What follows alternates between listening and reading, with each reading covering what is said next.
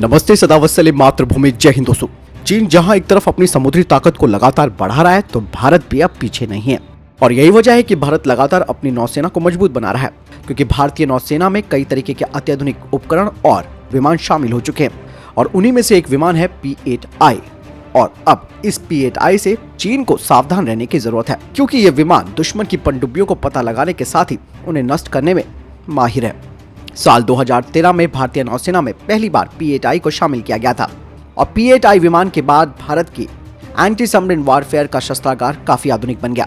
P-8I, जिसे व्यापक रूप से दुनिया का सबसे घातक LRMR ASW कहा जाता है, और ये बोइंग के 737-800 एयरलाइनर का डेरिवेटिव है, जिस पर काफी सारे सेंसर और हथियार फिट किए गए हैं।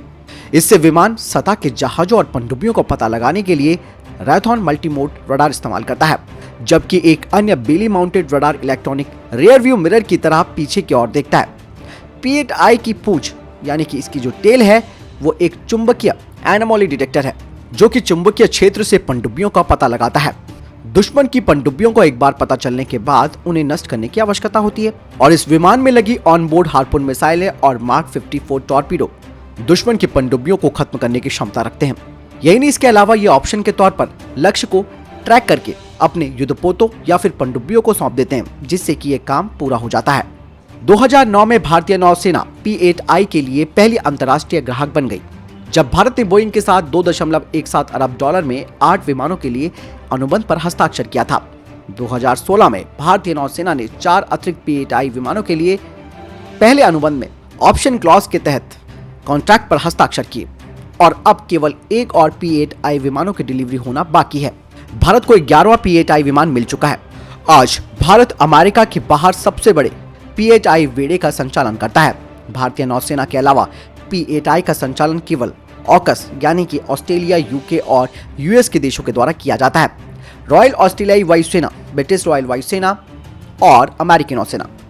भारत इन देशों के साथ द्विपक्षीय और कई बहुपक्षीय नौसेना अभ्यास करता है, जैसे कि मालाबार का अभ्यास, जिसमें भारतीय P-8I क्रू ने अपने समकक्षों के साथ संयुक्त अभ्यास और संचार प्रोटोकॉल विकसित किए, जो कि उन्हें दुश्मन के क्षेत्रों में युद्धपोतों और पनडुब्बियों के खिलाफ एक तुरंत और घातक कार्रवाई करने में सक्षम बनाते हैं। भारत और अमेरिका के बीच सिक्योरिटी एग्रीमेंट और basic exchange and corporation agreement हो चुका है, जिसके तहत जियोपॉलिटिकल कोऑपरेशन किया जाएगा भारत और अमेरिका के बीच में, जिससे कि America real time data Bharat को उपलब्ध कराता रहेगा। भारत अब P-8I विमान से हिंद महासागर में चीन के किसी भी प्रयास को ट्रैक करने में महत्वपूर्ण भूमिका निभाएगा।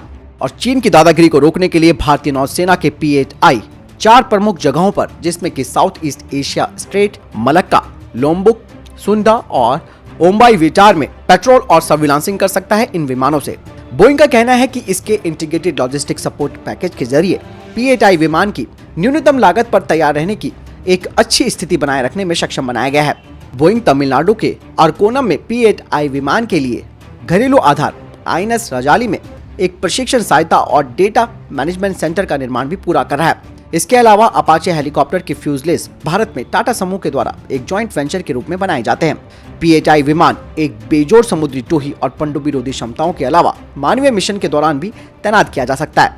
तो इस तरीके से आपने जाना P-8I विमान भारत के लिए कितना महत्वपूर्ण और चीन के लिए कितना खतरनाक साबित हो सकता है। और केवल दुनिया के गिने चुने देश ही P-8I का इस्तेमाल कर रहे हैं।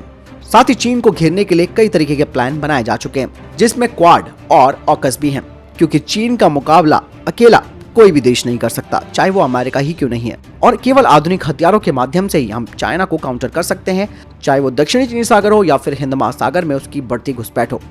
आपको इस सिनेरियो के बारे में क्या लगता है, कमेंट सेक्शन में लिखकर जरूर बताएं। मिलता हूं नई वीडियो के साथ। चैनल सब्सक्राइब करना ना भूलिएगा। नमस्कार, जय हिंद, वंदे मातरम।